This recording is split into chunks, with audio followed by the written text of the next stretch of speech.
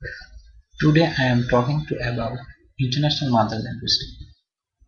আন্তর্জাতিক মাতৃভাষা দিবস নিয়ে মিডিয়াতে নানা ধরনের গুজব উঠেছে।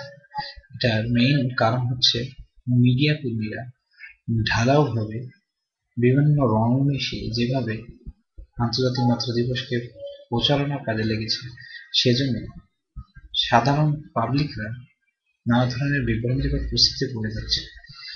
তারা মিডিয়া কর্মীরা প্রশ্ন করছে যে আজ মহান 21শে ফেব্রুয়ারি, আজ কি 16ই বিজয় দিবস?